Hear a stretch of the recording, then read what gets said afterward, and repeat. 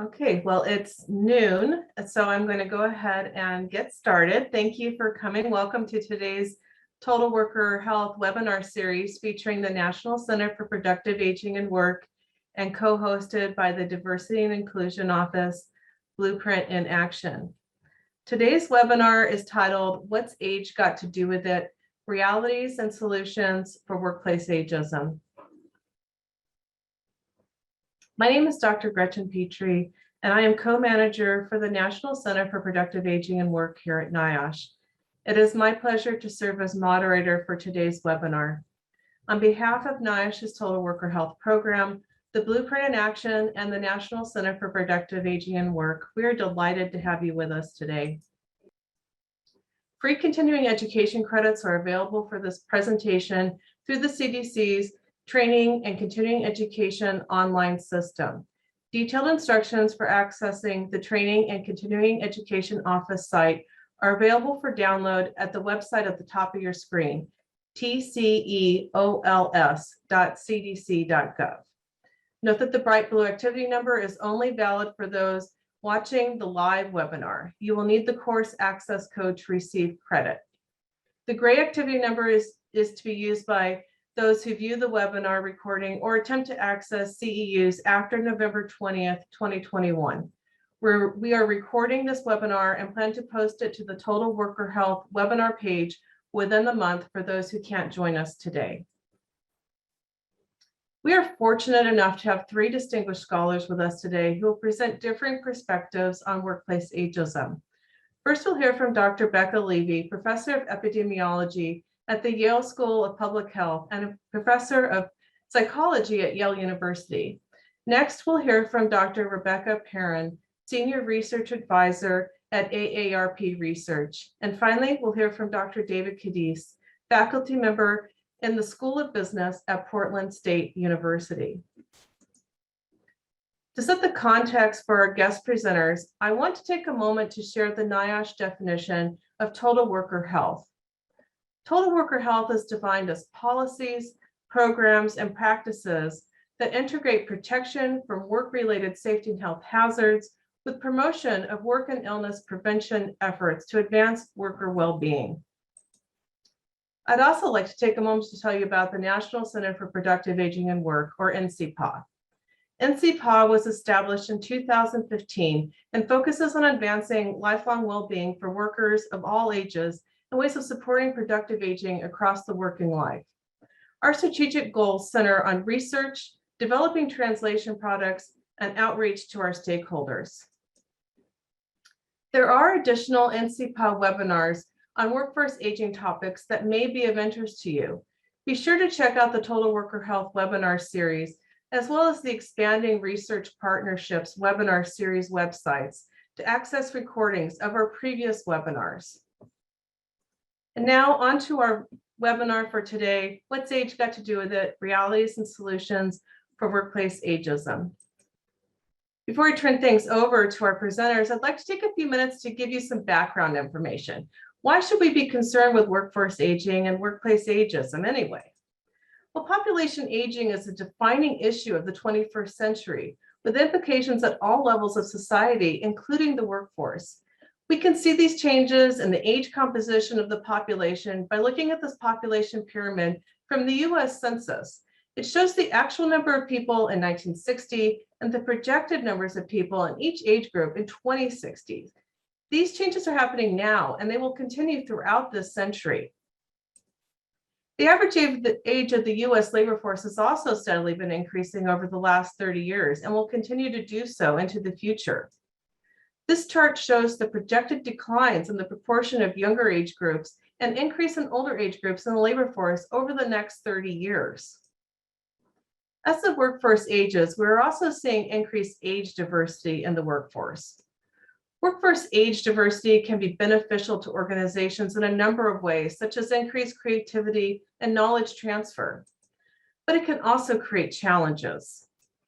The problem is that increased age diversity can lead to social categorization. This is where we see people similar to us as the in group, and those that are dissimilar to us, they are the out group. In-group members, they tend to be viewed as individuals and in very favorable ways. Whereas out-group members, they tend to be defined by the group stereotypes and are viewed critically. The bottom line is that without careful workforce management strategies, an age-diverse workforce can sometimes lead to workplace ageism. So what is ageism? Well, ageism is a type of attitude, and there are three interrelated components of attitudes. There's a cognitive component, which is comprised of beliefs and expectations about someone based on their membership in a particular group, so such as an older or younger worker. And this is where stereotypes come into play. There's a behavioral component, which is how we tend to treat somebody based on their group's membership. So this is where discrimination happens. And then there's an affective component, and this is the overall evaluation of the target individual. In simplistic terms, it's a positive or negative feeling that we have toward that person. And these feelings can prejudice the way we view and behave towards others. Ageism runs counter to the tenets of total worker health. It limits the way people are able to participate in and contribute to work, and negative beliefs about aging are harmful to workers' health, as you will learn more about shortly. So how might ageism manifest at work? Well, using an example of an older worker, stereotype beliefs about older workers in general may prejudice the way you feel about an older worker, which in turn may lead to discriminatory actions or behaviors towards older workers. This process may also happen with younger workers. However, federal age discrimination law here in the US only applies to people age 40 and over. Some states and municipalities have expanded this definition to cover workers of all ages. So let's take a deeper dive into stereotypes. What are they? Well, stereotypes are oversimplified generalizations about groups of people or even things. We all rely on stereotypes to process information. We just are simply unable to fully pay attention to every bit of information that is available to us in our environment. Stereotypes are used as cognitive shortcuts to help us make quick evaluations. Not all stereotypes are negative. For instance, a positive stereotype about older workers is that they are wise. There are different types of stereotypes. We tend to think most commonly about descriptive stereotypes, which are the way people are believed to be. So for example, older workers are wise. Prescriptive stereotypes, on the other hand, are beliefs about how people should behave. So in other words, older workers should retire and make way for younger workers. Stereotypes about a particular group will vary depending on the cultural environment in which people live and work. But perhaps most discouraging is that stereotypes are common and widespread and tend to endure across time despite overwhelming evidence that contradicts a stereotype. Moreover, age stereotypes in particular tend to be socially accepted as true. We are all well aware of common stereotypes associated with different age groups without me even speaking them. It's this persistence of age stereotypes that make them so insidious. Unlike stereotypes about enduring personal characteristics such as sex or ethnicity, we phase in and out of stereotyped age groups. In other words, when we are young, we tend to have biased beliefs about older people, and older people tend to have biased beliefs about younger people. However, if you're just lucky enough to live long enough, you will unfortunately experience age bias for each age group: children, teens, young adults, older adults, the elderly. But stereotypes is not something that just other people do to you. These are things that we actually also can do to ourselves. They're metastereotypes, when this is what you think are the stereotypes beliefs that others have about your group. So in other words, this is what I think others are thinking about people in my age group. We can view these as challenges. So, oh yeah, I'll show you. Or we can think about these as a threat. Like, what if someone thinks this way about me? There's also self-stereotyping, and Dr. Levy will be talking about this very shortly. Finally, I want to further define bias. Biases such as ageism, they can take two different forms. With explicit bias, individuals who are aware of their prejudices and attitudes towards certain people. Positive or negative preferences for a particular group are conscious. Overt ageism and ageist comments are examples of explicit age bias. Implicit bias, on the other hand, is unconscious, meaning you're not aware that you have these biased feelings towards certain groups. It manifests as positive or negative automatic preferences for a group based on subconscious thoughts. Both explicit and implicit biases can produce discriminatory behaviors. However, with implicit bias, individuals may not be aware that they have these biases. And it's that these biases, rather than the facts of the situation, are influencing their decision-making process. And one last point on workplace ageism before turning it over to our guest presenters. Workplace ageism is not a phenomenon experienced exclusively by older workers, although the bulk of research on workplace ageism has focused on older workers. In fact, nationally representative data pulled from 5 waves of the quality of work-life module of the General Social Survey reveal that a higher proportion of younger workers say they have experienced workplace ageism than any other age group. Workers aged 50 and over also experience significantly more ageism than mid-career workers. What's more, there are no differences based on race, gender, education, or income. What this illustrates is how pervasive workplace ageism is in the US. And with that, I'll hand things over to our first guest, Dr. Becca Levy from Yale University. So thank you so much for including me in this webinar on the realities and solutions for workplace ageism. And I'm going to talk to you specifically about the idea of reducing ageism in the workplace using something called the Stereotype Embodiment Framework. So this topic has a lot of relevance in today's pandemic, unfortunately. As I'm sure you've heard, there's been many reports in the United States and in other countries that there's been an increase in ageism. And so just to give you an example, in a Twitter analysis, it was found in the early days of the pandemic that there were 1.4 million sharing or liking of the term boomer remover, which mocks the idea of older people dying. There's also numerous examples of ageism increasing in the workplace during the pandemic. So at the start of this month, there was a study that came out that reported ageism in the workplace had increased. So before the pandemic, it was about 61%, and it increased to 78% during the pandemic. And this is the highest number that had been reported since the pandemic began, since the surveys began in 2003. There's also been a number of reports of exclusion of older persons by not hiring them and firing them. So what I'd like to do is talk to you about the idea that Stereotype Embodiment Framework can help reduce ageism in the workplace. And I'd like to do 3 things. I'd like to tell you a little bit about the Stereotype Embodiment Framework. I'd like to tell you about the breadth and depth of the impact of ageism on health.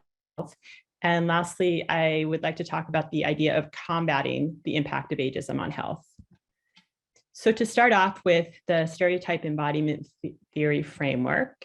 So when I began this research, the studies focused on how age stereotypes impact young people and impacts their beliefs and attitudes and behaviors towards older people. So in contrast, I've been very interested in how these stereotypes that exist in our culture can have a direct impact on the older persons themselves. And so this framework I developed as a way to think about how to organize and interpret the growing number of research studies that were coming from our lab, and also to think about possible solutions. So according to the framework, age stereotypes are embodied when they're internalized from the culture, and this can lead to self-definitions that influence functioning and health in later life. And there are 4 processes which we have found likely explain how it is that the age stereotypes that exist in a culture can impact health. So the first is that they become internalized across the lifespan. So we know from a number of studies that children as young as 3 have already internalized the age stereotypes of their culture, and then those are reinforced over time. We also know that they can operate unconsciously. So that is, as you just mentioned, they can operate without our awareness. They also can gain salience from self-relevance. So what I mean by that is in studies, we find that these age stereotypes don't seem to have much impact on younger people before they're self-relevant, but as people get older and identify more with old age, these stereotypes can start to have a real impact. We've also found that these age stereotypes can operate along 3 pathways. So the first is psychological. So for example, if somebody's taken more positive age stereotypes from their culture, they're more likely to have higher self-efficacy. If they've taken more positive age stereotypes, we also see a behavioral mechanism. So they're more likely to engage in preventive health behaviors, such as exercise, taking prescribed medications. And lastly, we've looked at physiological mechanisms. So we found that those who have more positive age stereotypes are more likely to have lower stress biomarkers, such as cortisol. Okay, so the next thing I'd like to do is talk about the breadth and the depth of the impact of ageism on health.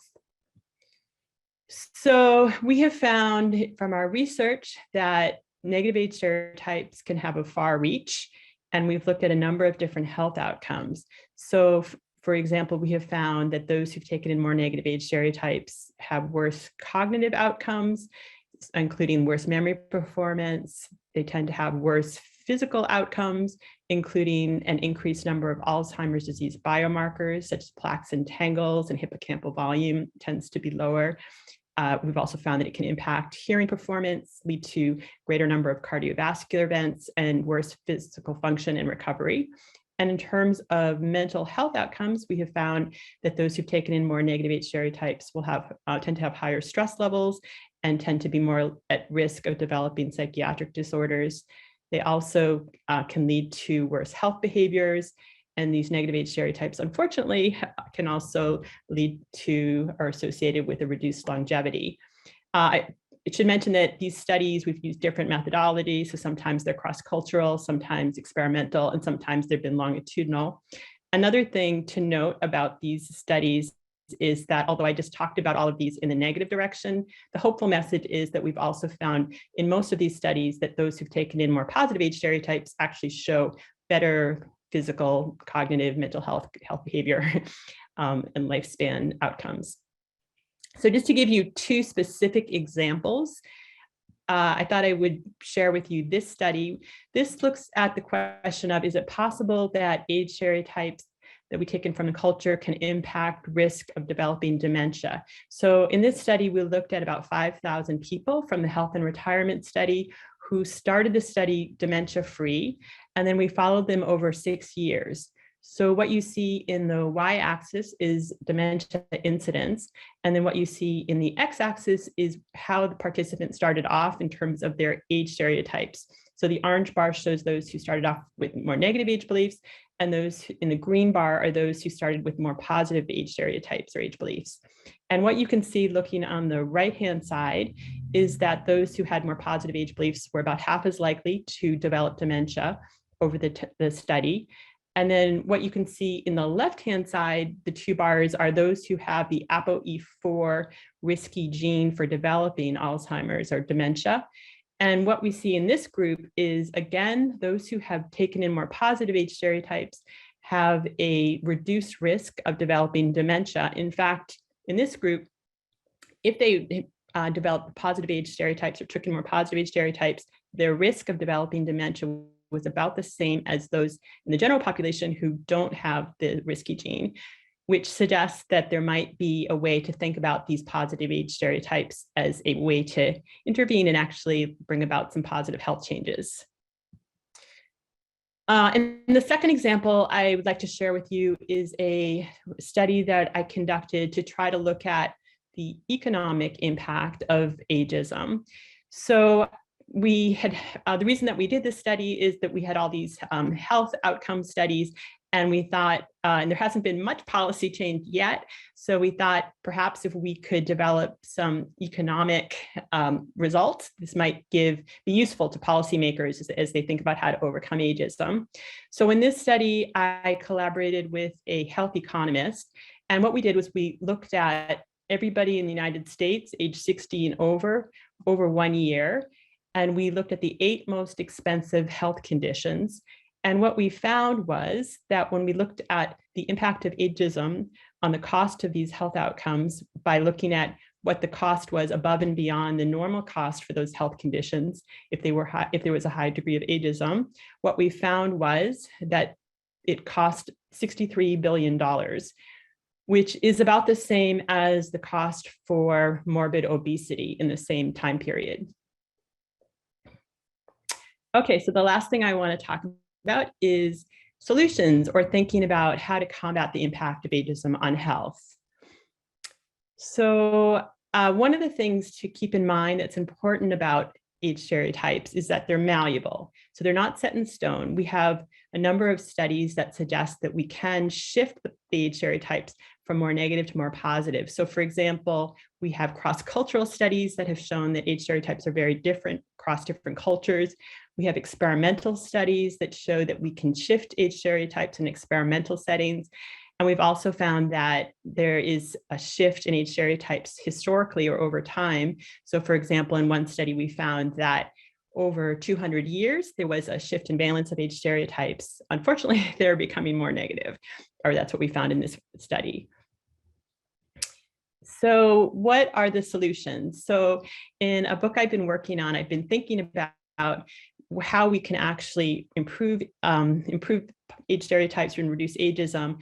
And I think there are two directions that we might want to think about. So the first is a bottom-up approach. So actually giving people skills to resist the negative age stereotypes and to bolster the positive age stereotypes. And then from the top down or structural level. So actually bringing about policy change that can reduce ageism. And so the ideal, I think, would be to work from a top-down approach and reduce ageism so we don't need the bottom-up approach. But until that happens, I think both approaches are important. So to give you an example of a bottom-up approach, so we conducted a field study to see if we could shift positive age stereotypes and see if that could bring about an improvement in physical function in our older participants. So in this study, what you see is the y-axis shows improvement in physical function, and the x-axis shows the two groups. So we randomly assign people to either a positive age stereotype intervention or a neutral group. And what you can see is over time, those in the positive age stereotype group showed an improvement in physical function over time. So the purple group increased over time.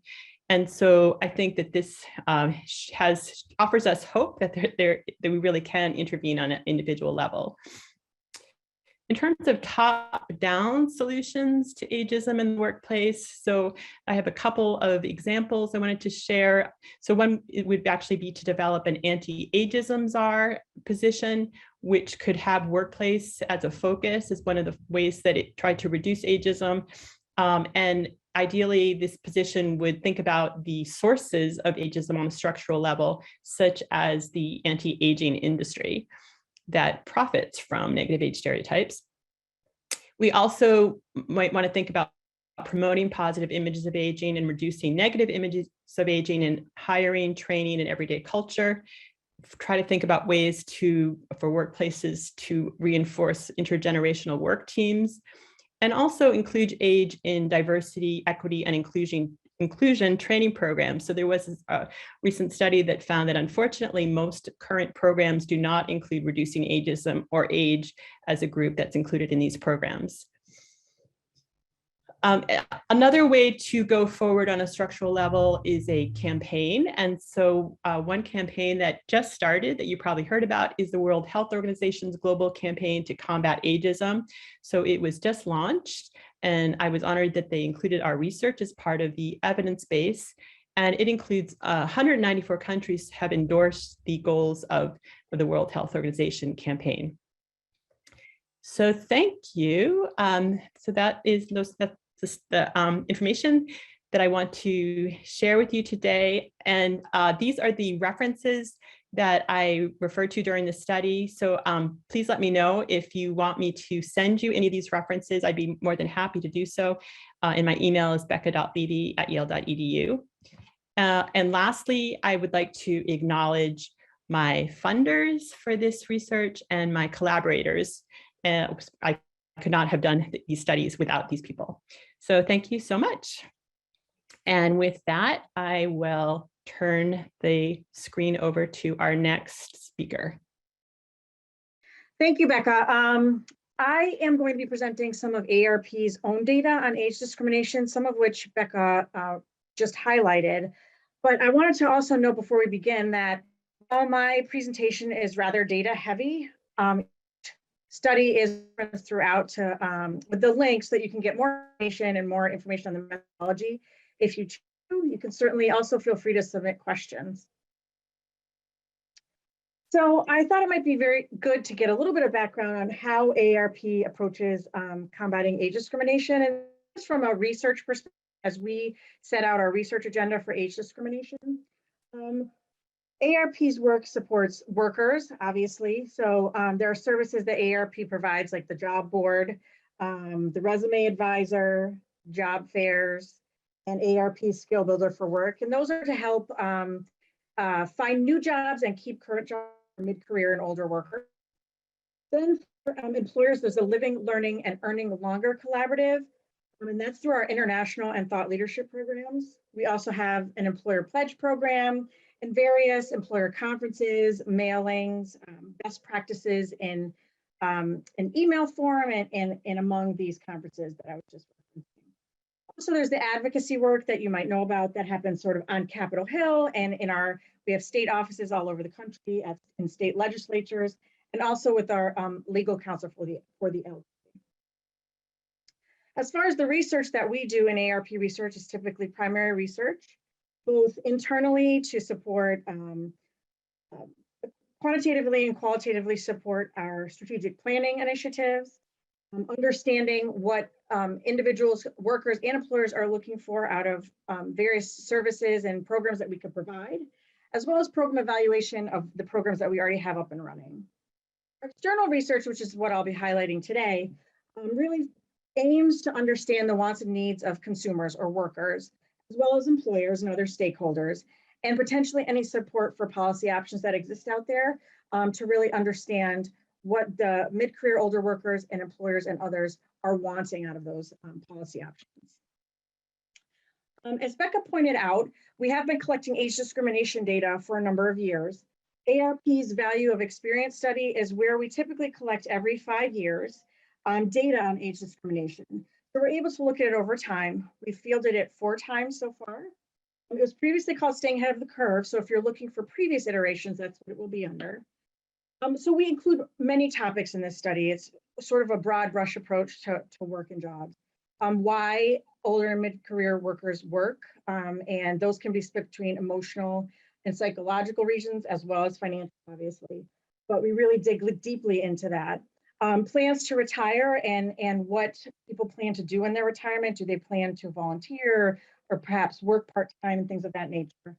And then there are various modules that we insert each time we run this. In the last iteration in 2018, we tried to look at gig work, which, as you know, is sort of difficult to look at and study because of operational definitions and so forth.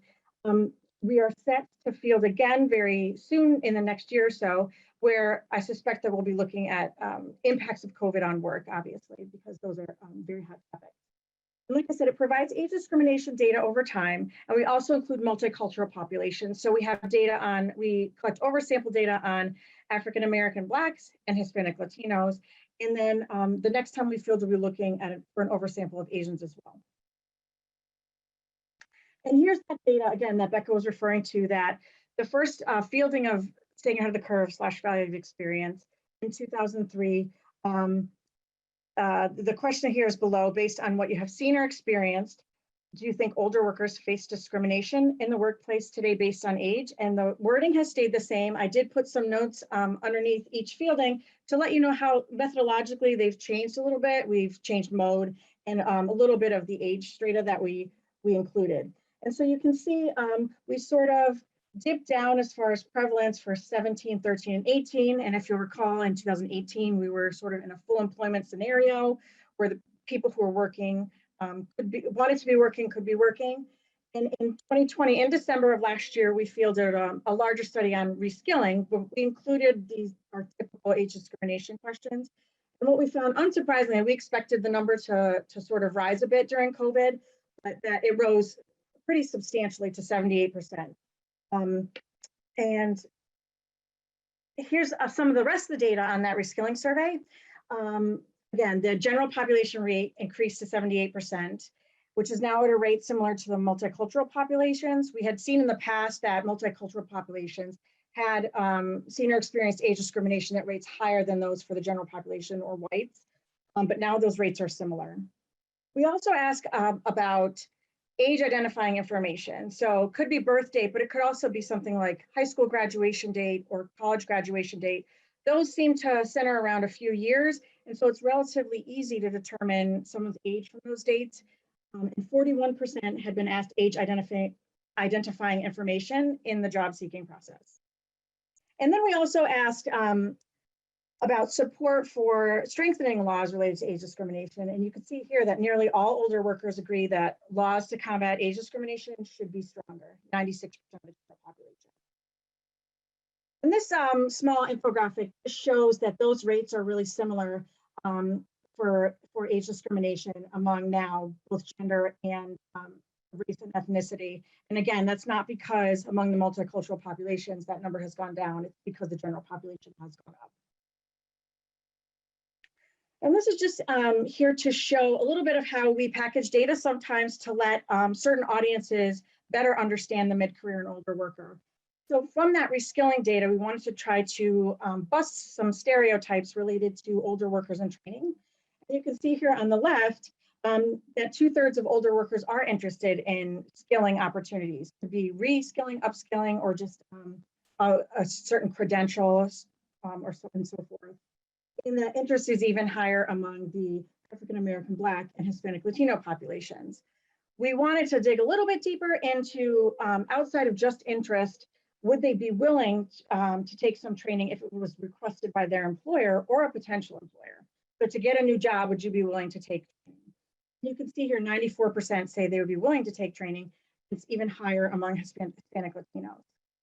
We also wanted to determine how well aligned the interest of the older worker was in types of training to what employers are looking for. And what you can see here is that some of the trainings that employers say that they're looking for in employees are the trainings that older workers are interested in. So 77% for computer tech training, 62% for professional skills.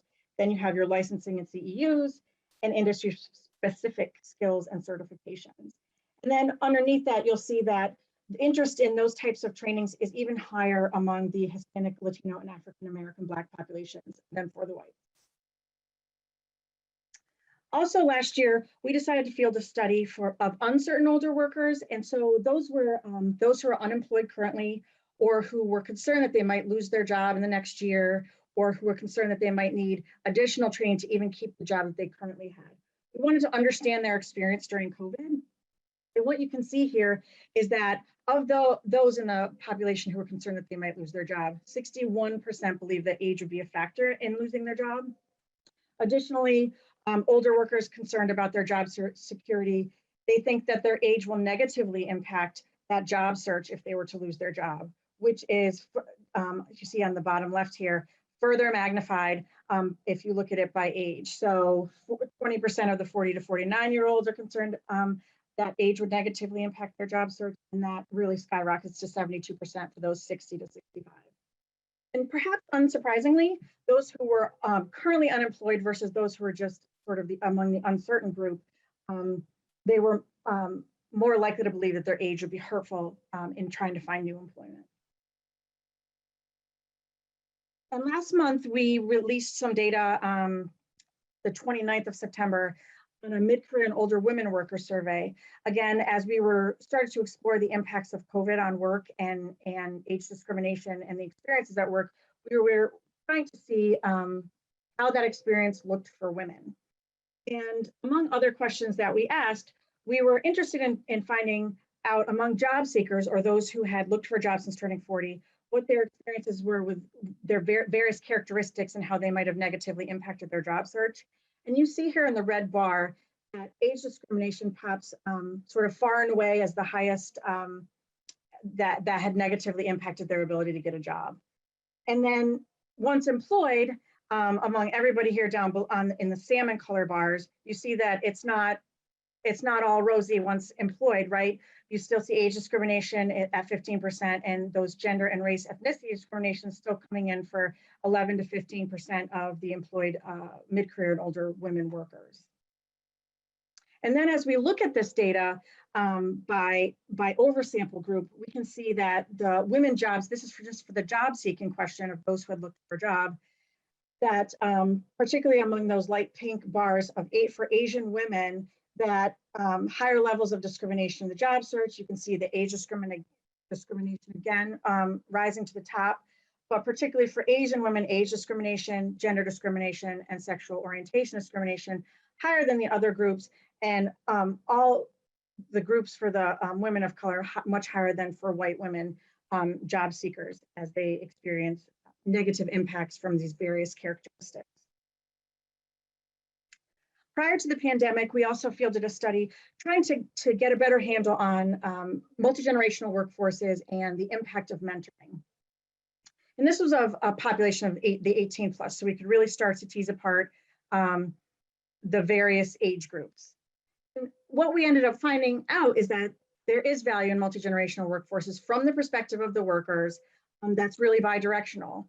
Older workers value working with younger workers value working with older workers. And that mentorship, you can see a large majority, 83%, that mentorship has been extremely or very important to their career. And that 70% say that they like working with people from other generations, either a great deal or a lot. And also that mentoring relationships really do impact the perception of people from various age groups, that those who had mentoring relationships, they see value in the various age groups that they work with. And as we sought to better understand, what the age groups were getting out of these multi-generational relationships, you can see on the left, that's of those who, older workers working with younger colleagues, that they enjoy, the older workers enjoy educating and passing along knowledge to workers younger than themselves.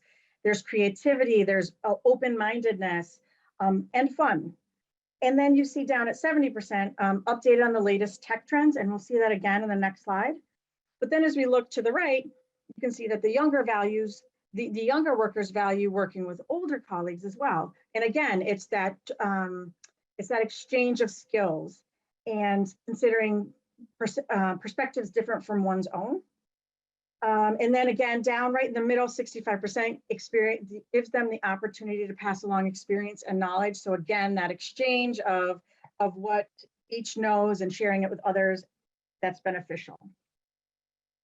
And the biggest thing each learned from working with a different generation, as an open-ended response, we wanted to find out in their own words what that meant for them. And you can see, one of the things that I think, a stereotype about, older workers don't know or are not interested in tech. Well, one of the valuable things here is learning tech trends and that informal or slightly formal exchange of knowledge between different age groups. So the biggest thing learned from working with younger workers was the technology for 27%. And again, a quarter for the biggest thing learned from working with older workers is the lifetime decades of experience is the wisdom and experience at a quarter. And again, this is, Becca did refer to this study as well. We fielded a global employer survey to 36 OECD countries in collaboration with the OECD. We wanted to understand the employer's perspective of multi-generational workforces.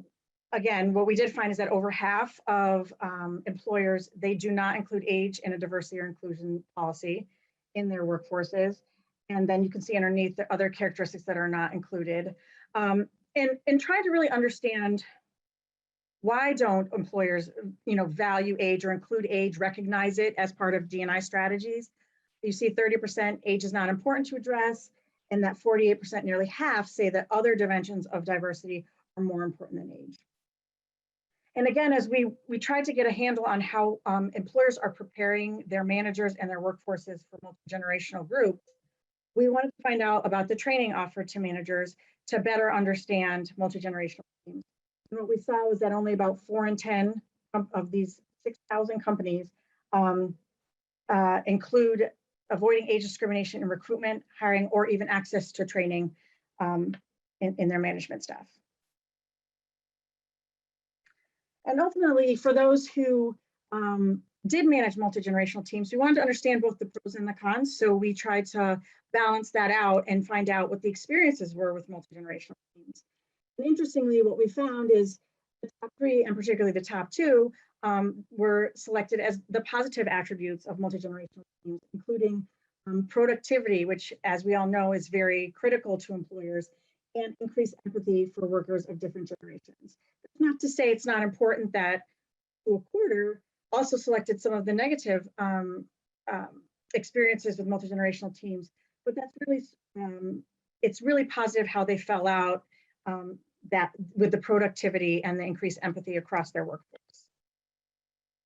In fact, I wanted to point out, AARP has performed a longevity economy analysis. This is not a project that I oversee, but again, if you go to the website, you can get all of the methodological information about the economic impact of 50 plus Americans to the economy.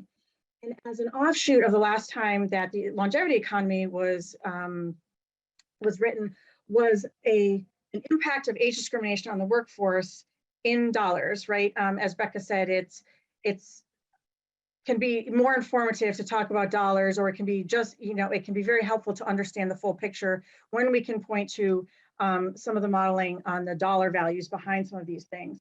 So as we look at age discrimination in the workforce, and you can see what we included along the bottom: involuntary retirement, underemployment, and unemployment in these calculations.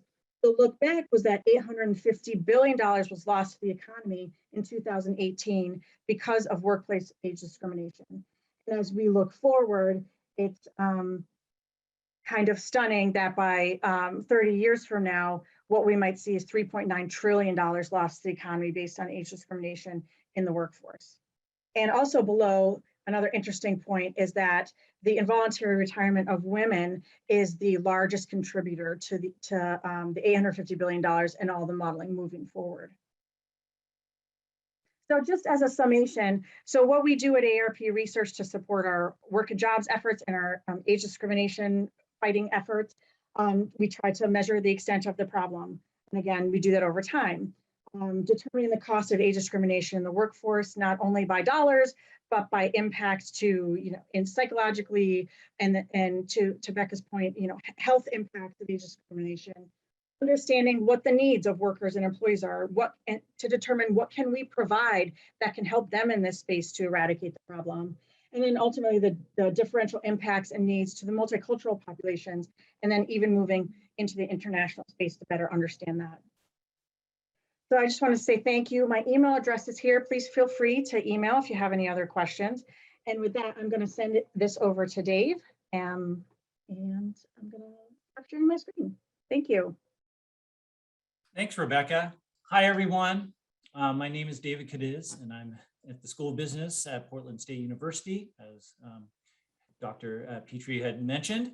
You've already heard some great information about ageism, discrimination, and stereotypes, and I hope to keep that going with my presentation on aging in the workplace, myths, realities, and ways to combat ageism. Next slide, please. So by the title, you could probably have already discerned that I have three primary objectives in this presentation. First, to discuss age-related myths and realities of aging in the workplace based on what we know from research. Second, I will discuss why these myths and stereotypes about older workers matter, which has already been touched upon today, but I'm going to go into it in a little bit more detail also. And then finally, I'm going to go into identifying ways we can try to combat ageism in the workplace. So let's get started. So I thought a great way to engage you with this topic would be through playing a game of sorts, where what we'll call age-related myths or reality. I'm going to identify a typical age stereotype, and you will indicate on a poll if you think this is a myth or reality. Once you've made your selection, I will reveal the answer based on our current research evidence. All right, here we go. Myth or reality?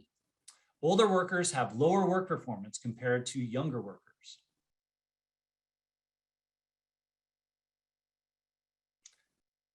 All right.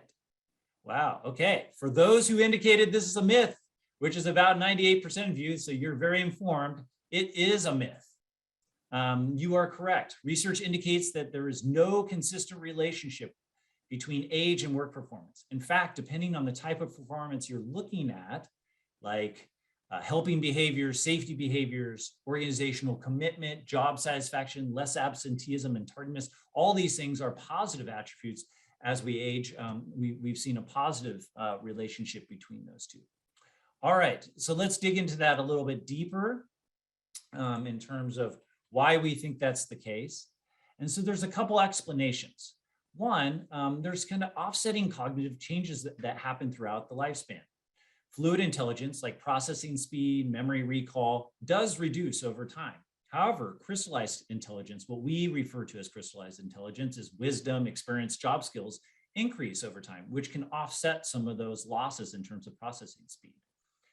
Second, work performance is not just a function of cognitive ability, like thinking and memory, but also driven by one's choice to exert effort, which is influenced by one's personality. And some recent kind of evidence around personality changes over time has found that we have increases in conscientiousness, so that dutifulness to complete your work, which is related to job performance, increases over our lifespan. Also increases in agreeableness, which can aid us in working in teams, which is a lot of our environments now are team-oriented. And we also have seen that there are gains in emotional stability, which reflects gains in emotional regulation over our lifespan. So in other words, we're able to manage emotionally triggering events better as we age, which is really helpful when we work in teams, or if we have a customer or client facing job, or if we're in a leadership role. All right, so let's go to our second one, myth or reality. Older workers have lower work motivation compared to younger workers.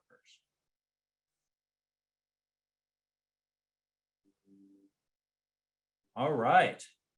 Once again, we have a very informed audience here. Yes, if you answered myth, you are correct. The research does not support workers being less motivated, but rather the types of motives that drive workers over the lifespan change. And some of that was alluded to in previous talks, but let's talk about that further. What we know is that as we age, we have gains and losses in abilities, skills, and knowledge. These shifts in our resources cause us to adapt to leverage our gains and strengths and reduce the impact of those losses. For example, because we gain experience and skills over time, these resources can be used to pass on to others and may be very useful in that who are earlier in their careers. Research has found that the drive to give back, or the generativity motive, which was referred to actually in Rebecca's talk, it increases as once we start in about middle age. And this really aligns with that idea of mentoring. In addition, research supports that an increased drive for internal satisfaction or intrinsic motivation occurs over our lifespan. And that includes even connection with others, as well as autonomy as we age. Whereas external motivators like compensation, promotions, and achievement are higher earlier in our career. Not that it's not important, but it's less of a focus as we age. So the big takeaway here is that what motivates us at work changes throughout our careers, but our overall work motivation doesn't decline. All right, let's do our third one. This one's quite topical, as it is given that the astronomical pace of change in workplaces. Older workers are more resistant to change compared to younger workers. Myth or reality?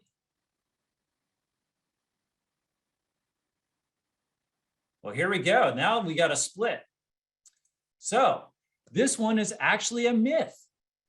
And so the evidence does not support the positive relationship between age and resistance to change. So let's explore this further. Specifically, what the research has found is the opposite of the age stereotype, that age has been found to positively be related to change-oriented behaviors.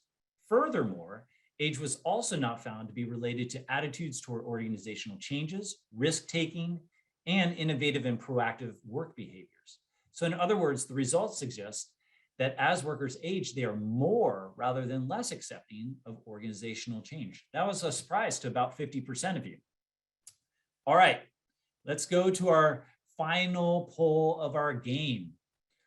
Older workers are less willing to participate in training and career development activities compared to younger workers. You sort of got a preview of this, and it's interesting to see the results from Rebecca. So we'll see what you end up selecting here. Wow, 91% of you said this is a myth. Well, you actually would have been correct if you indicated that this is a reality, but there are some caveats. And I think Rebecca's kind of talked about some of these caveats, but this stereotype is actually supported by empirical evidence in that as we age, we participate less in training and development. However, the strength of this relationship was very relatively weak. So let's dig into the caveats related to this relationship. This finding could be due to several reasons. One explanation is that maybe there's less focus on gaining knowledge and more about utilizing existing skills. That idea of utilizing our strengths to adapt to our strengths as we change over our life span. Also, some have argued that older worker stereotypes are preventing us to give access to older workers to training. In other words, you could picture a supervisor choosing to approach a younger worker about training over an older worker because they may not think they will see as much return on investment from the older worker, or maybe that they just, the stereotype of them not being interested in it, they just didn't even think about offering that to that older worker. Finally, this could be due to a self-fulfilling prophecy with regard to decreasing belief, that self-efficacy of one's ability to learn. That actually, our belief that we can learn actually decreases over time. And that could be due to this internalization process that Dr. Levy was talking about. Therefore, we don't seek out training and development opportunities because we may feel we won't get anything out of them. We won't learn anything from them, or we may look bad in front of our colleagues. So all those previous stereotypes, we focus on older workers. However, which has been mentioned in the previous talks, stereotypes exist for younger workers too. Let's go through a few of these. Something like younger workers less trustworthy. They're less loyal, they job hop. They're less helpful. In other words, they don't provide as much pro-social behavior in the workplace. And they're not willing to work hard, they're lazy. If we were in person, I would probably see a lot of nodding heads as I identified these younger stereotypes because we hear them. They're very pervasive. They're prevalent when we think about kind of the media and how they cover this. Let's talk about why this matters. As Dr. Petery stated in the introduction, having stereotypes matters because they can lead to prejudice and discrimination. That is why we need to challenge and reality check our assumptions, like the game we played. Let's walk through an example using the most pernicious age stereotype, one that I'm very passionate about, which is the use of generational labels. We have all seen headlines stating something like, millennials are lazy, unfocused, demanding, and overly dependent. Does this accurately describe all millennials? Probably not, right? You could probably see some cases where it does, but most people, it doesn't do that. Generational labels are an oversimplification of complex differences people have as they age in the workplace. In other words, they're stereotypes. There is limited to no support of the impact of generations in the workplace, yet we still use these. In fact, they are just repackaging ageist stereotypes. Think about it. Would it be acceptable if I replaced the word millennials with women or a particular ethnic group? No. So why do we accept these generational labels? These labels become internalized and lead to implicit or unconscious biases that we don't realize we maybe use to make judgments and guide our behavior. It is unchecked ageism. Let's discuss a couple examples where these biases may result in discriminatory behavior.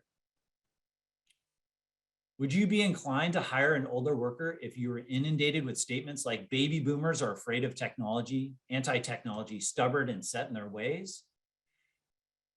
Probably not. The chart to the right shows that the median unemployment duration as we age is higher. And this is recent evidence from August of 2021. Even though there are continued reports stating that there's not enough supply of workers in the workforce to fill open positions. Therefore, these implicit biases could be leading to extended time to reemployment as we age. and we may be causing people to actually leave the workforce entirely. Second, a quick Google search for managing multi-generational workforces will yield thousands of articles and prescriptions like give millennials frequent feedback or provide millennials flexible work schedules and arrangements. In actuality, all workers benefit from these types of interventions, and implementing these strategies according to generational distinctions is concerning because of fairness issues. This can lead to differential treatment, which can potentially be illegal. Based on what we just discussed about differential treatment leads me to the organizational implications of age biases and ageism. Specifically, the Age Discrimination in Employment Act states that it is unlawful for an employee to make employment decisions solely based on age. Employment decisions should be focused on job-relevant information, not factors like age. Auditing and reviewing our current practices is needed to determine whether decisions are made upon erroneous stereotypes about older workers. And training leaders and managers may be necessary to change these practices, both things that were kind of alluded to in our previous talks. Moreover, if an ADA claim is filed against your organization, it could negatively impact your ability to recruit and retain age-diverse talent. Finally, research supports that if your current employees perceive your policies and practices are ageist, it has detrimental results, including decreased performance, engagement, job satisfaction, organizational commitment, and actual turnover. So now let's shift our attention to what we can do to combat ageism. There are several areas where we can attempt to address ageism in organizations. If implemented appropriately, it can result in creating an age-inclusive organization. Some of these align with Dr. Levy's proposed ways to reduce ageism also. Let's start with changes to policies. I just talked about the negative impact of ageist policies can have. However, research has also found that age-inclusive policies like flexible work, caregiving support, etc., lead to positive age diversity climate. And that actually ends up resulting in lower turnover intentions and actually increases company performance. So if you look at that kind of bottom line thing, that's a way of actually selling this. Second, ensuring that everyone has access to training and development opportunities and are supported to attend them can also lead to an age-inclusive organization. In fact, some research has found that training employees to become effective learners and continuous learners throughout their careers can help offset late career obsolescence. So that's an intervention that can happen early in career and extend throughout people's careers. Third, some initial research investigated the importance of considering lifespan changes and how we provide feedback. Given that social connections become more important as we age, focusing on social implications when we provide feedback is more effective for older employees. Whereas for younger employees, we may want to focus more on the utility of the feedback, which reflects achievement or indicates growth. Lastly, how work is designed can help make your organization more age inclusive. For example, allowing workers more flexibility to design their work to leverage their strengths, those changing motives throughout the work lifespan, as well as those gains and resources. So they can align their interests, goals, and values that will help them match up with being more effective in performing their work. This could also include having more autonomy as to when and where work is performed. Finally, and this has been alluded to a couple times today, research has found that having intentional opportunities for people of different ages to have contact reduces age biases because people get to know that person. They have more information to kind of make judgments about them rather than rely on the internalized stereotypes. So, in closing, work and aging is complex, and we need to challenge our assumptions, like that myth reality game we played earlier, so that we don't let biases creep into our decisions and behaviors. We need to consider lifespan perspective when we look at age in the workplace, because aging is a dynamic process and it requires adaptations throughout our lifespan because of our changing personal resources. This perspective will help us be more effective in managing the impact of aging on the workforce. Please, let's not use generational labels. It is just repackaging ageism. Finally, intentional changes to policies and practices toward building an age-inclusive organization can help combat ageism and benefit organizations and employees. And with that, I want to thank you for your time, and I'll turn things back to Dr. Petery to conclude our seminar. And here are some references for my talk. All right, well, thank you to our guests for these just amazing presentations. And we'll spend the remainder of our time answering questions that people have from the audience. So just as a reminder, please submit your questions in the Q&A box at the bottom of your screen, and we'll do our best to answer your questions. So we do have a couple of questions that have been posted already into the chat that I'd like to pose to our panel. So Sarah Patrick asked, with Medicare eligibility age changing, and there's a focus underway to keep those age 65 and older safe and producing in careers longer, so they're able to make their Medicare eligibility age. So what is it that employers can be doing to help keep those workers in, to help bridge that gap between the when people are eligible for Medicare and keeping them involved and engaged in work? So this is not my area of expertise. This is Rebecca. But I do know that there have been some efforts with technology, and this is an extreme example, but there are case studies out there of some of these design features, but a large auto manufacturer in using physical assistive devices. And I think one of the examples is like an exoskeleton or something like that for people who might have physical impairments or who might need a stool to sit down or something like that. That they have started to take a deeper look at the demands of the job to help with and use technology and other sources to sort of help. But again, this is not my area of expertise. I just know that it's one of the areas that we identify as one of the mega trends of work, that is AI and technology, and that lends itself to physical assistive devices for some jobs that tend to be more physical than others. Yeah, there has been some research on these sort of ergonomic interventions that have been done that can help to alleviate any of the physical demands of a job and help people be able to work longer. Yeah, and it looks like there is a comment in here too in the Q&A just about universal job design and how, kind of really focusing on, helping those that need that helps everybody. It raises the bar for everybody in terms of continuing people's careers. And so I think that that's something that we're going to see more and more of, and I've been seeing this, is that people are implementing kind of universal design types of interventions. Great, thank you. And somebody else had just made a comment, it wasn't a question, about how these generational stereotypes, they tend to brand people for their whole lives, and they're not really helpful in any way. So I agree with the person who made that comment. Yeah, I mean, millennials are at this point mid-career.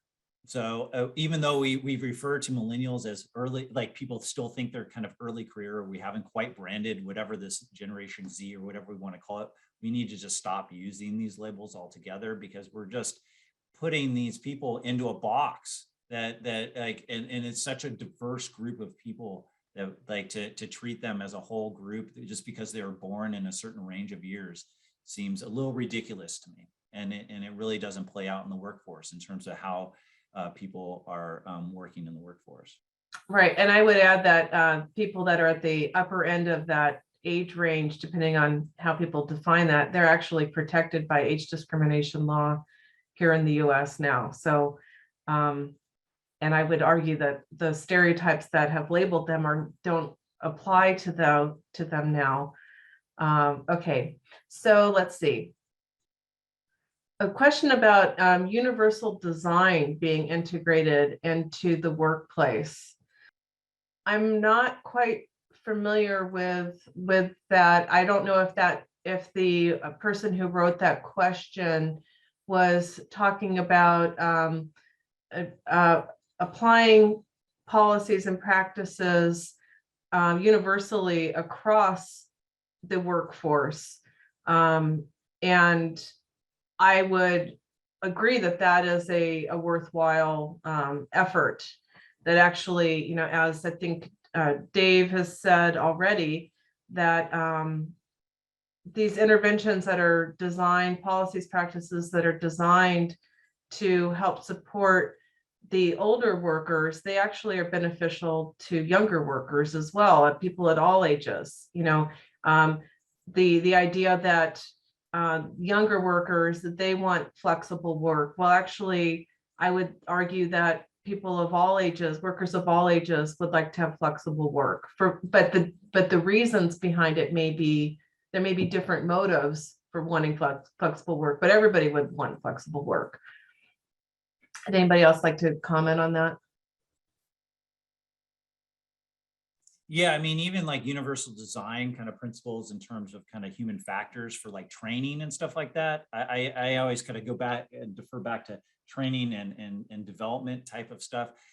Developing your slides, let's say, to make sure, like, here's an example, like making sure like your font is big enough so everybody can read it, right? Things like that can actually, it helps everybody, right? But it also, it really helps those that maybe are, you know, seeing impaired or have some impairment in that way. Like, so just thinking about all these different types of designs that help, you know, people that maybe have impairment are going to help actually everybody and make it, those types of experiences even better. Great. Becca, did you want to add something? Okay.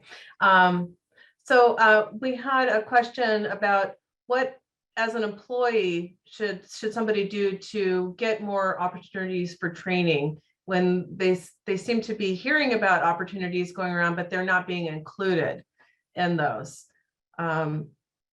So one thing I would recommend would be to actually talk to your supervisor and let your supervisor know that you are interested in training, that you're interested in learning. Whoever makes those sorts of decisions, I would just let them know. Does anybody, Dave, do you want to try answering that as well? Do you have anything to add? Anybody? I would also say, if you have a performance development conversation or performance review, it's also typically a good time to bring it up regularly, I would say, so that when it comes up, when you find a training that interests you, that it's not seemingly out of nowhere. I've also seen employers that have, for example, they just allocate a certain amount of money per year per employee for training, and that sort of sets a foundation that's equal amongst all employees, for example. Great. Okay.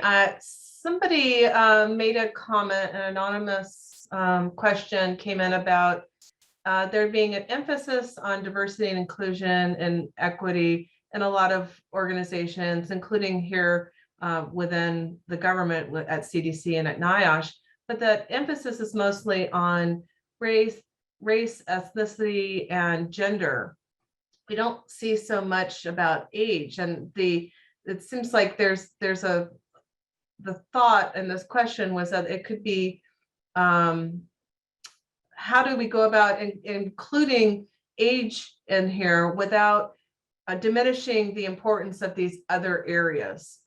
And I would argue that you know, age is something, and I think all these things with race and gender and ethnicity, you are not just one of these things. You're actually a cross section, an intersection of all of these things.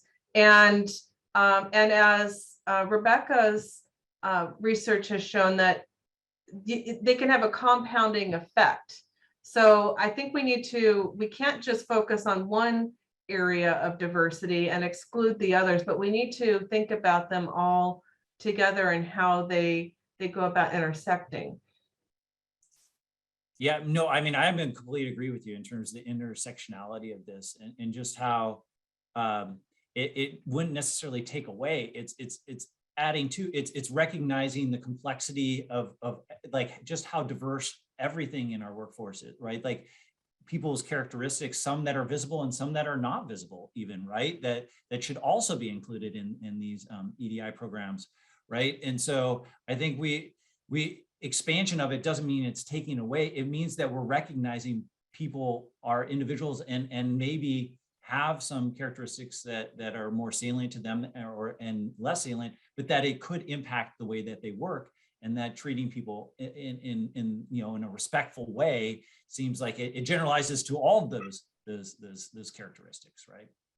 Yeah, I agree. Another question was, in terms of ageism, how can we make each group feel that they're valued for their perspective and their skills?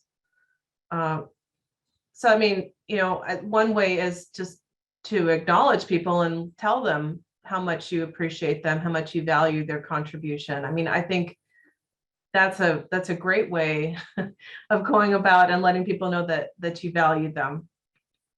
It's sometimes the answers can be so simple, but yet we don't do that. We don't necessarily go about and acknowledge people for doing a good job, even if it's their job to do a good job.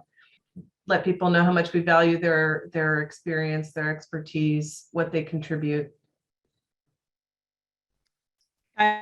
I just, if I could add to that, I think that's a great point. And I think also building on what David talked about with the training, importance of training. I mean, so I think there's both verbally and emotionally recognizing people, but also coming up with actions that give everybody a voice at the table, give everybody access to training, and put them together and say that they're all valued in groups to come up with workplace solutions.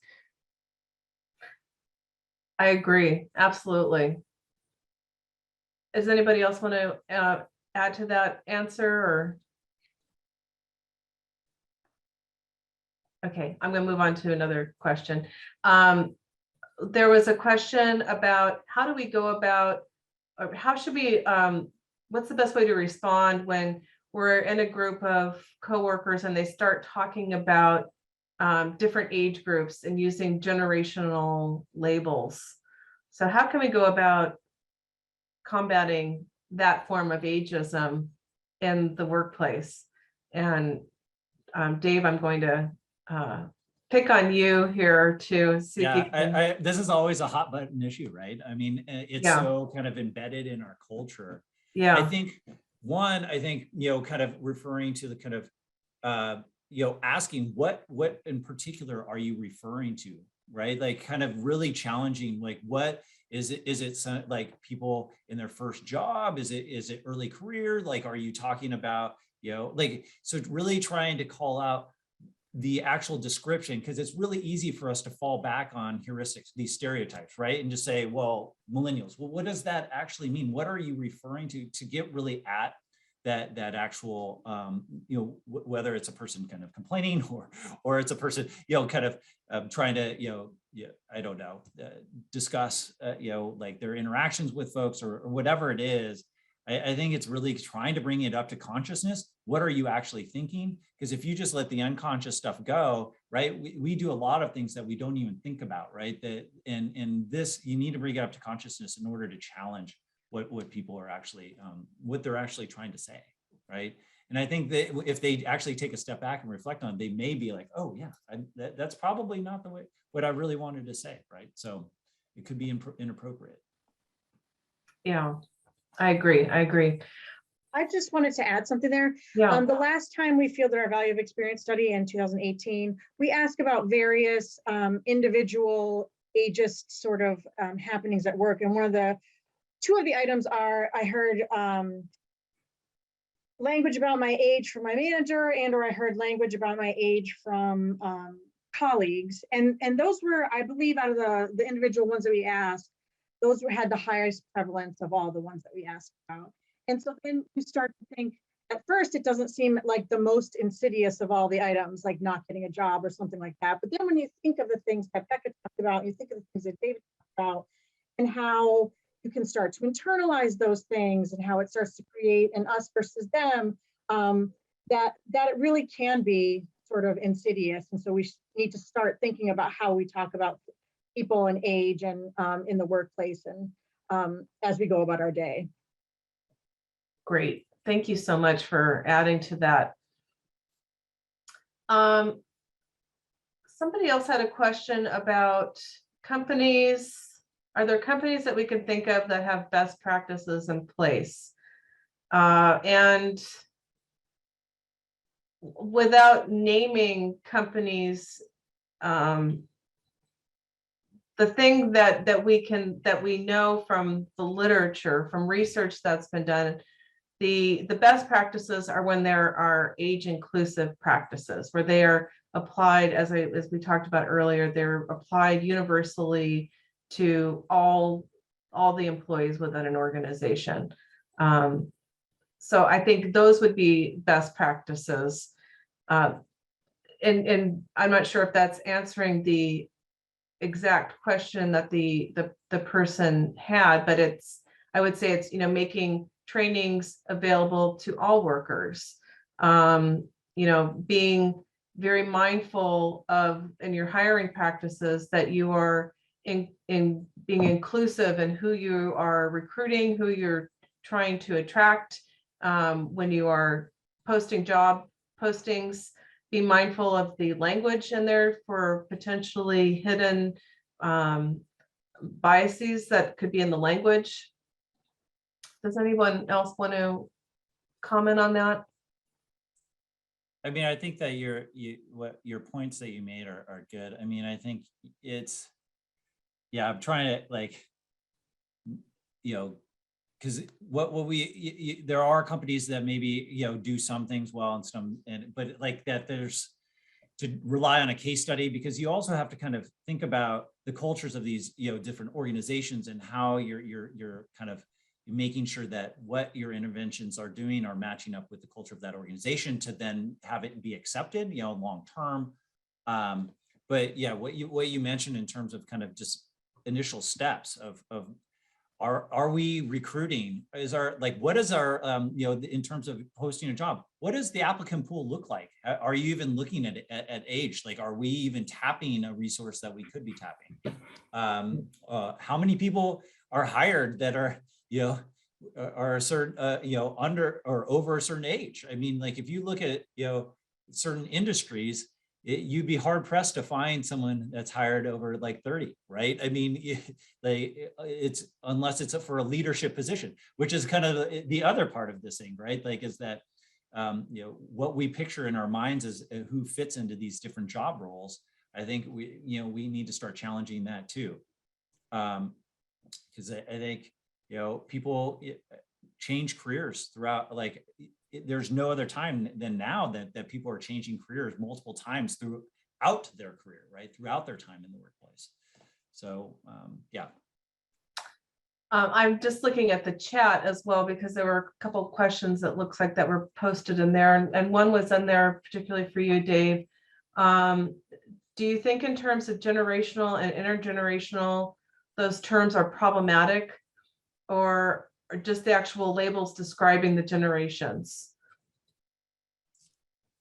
I think they've become so associated now, it's hard, because when you start mentioning, I mean, I think when this concept was developed about 100 years or so ago, a little bit more than that, it was in sociology of kind of grouping of people that were born certain during a certain period of time, because the assumption is that they would react in certain ways because of the different events that occurred, historical events that occurred when they were born, right? Like, so you think of like depression or major wars or whatever that could influence the way that they grew up.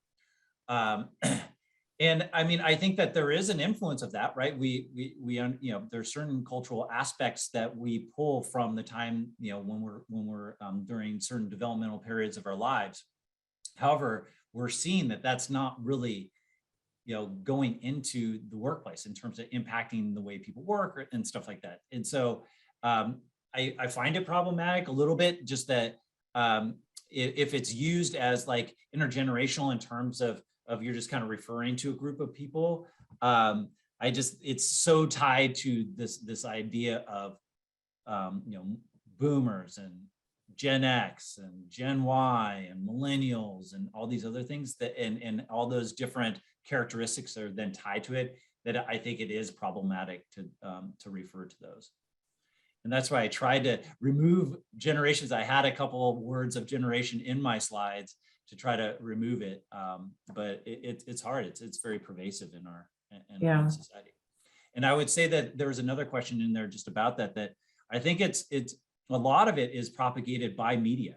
And I think that, you can see it. It's in the popular press. It's easy because it's easy headlines to kind of go, oh, I can quickly read a headline and go, oh, okay, like that's what they're talking about, right? And I think it's easy, but sometimes to challenge these things is hard. And I think there's a lot of work that needs to be had in order to kind of really kind of disassociate these things from people's actual characteristics. Yeah. Well, I want to, or did you want to add something, Rebecca? I was actually just going to ask Dave a question, which is, if we're not going to use intergenerational because it brings up the idea of those generational terms, what's a better approach? Just in your point of view, just identifying people by age groups, and those age groups are the age groups you select based on what's important in your whatever work you're doing, or something else? That's a great question. I mean, I would say that, age groups, I guess, ranges of ages. I think that the other aspect of it is kind of referring to, depending on what you're referring to, it could be experience, right? Or, in terms of job experience, or if you think about job relevant type stuff, skills that they've attained, what skills and knowledge that they're bringing to the table. Is so more referring to those elements, at least in the workplace, that you're trying to refer, you're trying to actually discuss and describe, rather than kind of saying Generation X, because I don't even know what that means, but in terms of its meaning. So that I think that's it's the easy way out, and I think it's like you said, we just have to kind of be more thoughtful as to kind of what we're referring to. Or career stages would be the other one. I do want to ask Becca one question before we run out of time, and that was around the studies with the interventions on countering the age stereotypes. And I'm wondering, that's a real important question. How can we go about countering these? And I was wondering if you could speak a little bit about what it is you did, and are these lessons that we can learn that we can apply in the workplace? Sure. Yes. Thank you for that question. So in our intervention, one of the things that we did was we activated or presented positive messages about aging. And we also tried to increase awareness about different types of age stereotypes, because we know that they can operate without awareness, as we've talked about. So we had an intervention where we exposed people to different types of positive age stereotypes on a computer screen over 4 weeks. So we strengthened pre-existing positive age stereotypes, which I think is a message we could carry forward, because I think we all have been exposed to great positive role models in our family, in our culture and literature. And I think reaching out to what those are that we've already been exposed to, and trying to find ways to strengthen those is a great way to go forward. And also becoming more aware of the negative age stereotypes that are out there, so that we can mark them and try to counter them and come up with the myth busters, as David was doing, I think is a really important way that we can go forward. Yeah, I think it's a process. I think it's not something that you just hear it once and then that stereotype is shattered. It's something we hear the stereotypes over and over again. So we have to hear those myth busting aspects of the stereotypes over and over again. And we have to hear the positive aspects of age over and over and over again, to the extent that we hear, or to a greater extent than what we hear about the negative. Because we really, I know that with older worker stereotypes, that the positive ones tend to be true and the negative ones tend to be false. They don't stand up to empirical support. So we're almost out of time. Was there any other comments anybody wanted to make before we go ahead and end the webinar? I'm sorry for questions we didn't get to. I really appreciate everybody's engagement with this. But any closing thoughts from our panel? It was an honor being here. I loved all the presentations. They seem to be very complimentary too, in terms of what was covered. So that was great. Yeah. I'm so grateful for you to being here. I think everybody brought a really great perspective, and I think it's a really important message. And I'm so glad for people that were able to watch this presentation. I hope you've got a lot out of it. Rebecca, was there anything you wanted to say in a closing before we close out here? No, just thanks to everybody for being here and for you for hosting. Oh, thank you so much. Well, we are at 1:30, and so with that, I think we're out of time. I want to thank you, a big thank you to our presenters, to the Total Worker Health Program, the Blueprint in Action, and to everybody who joined us today. We invite you to stay connected with us through our website, through social media, and to sign up for the Total Worker Health in Action newsletter. And I hope everybody has a great rest of your day.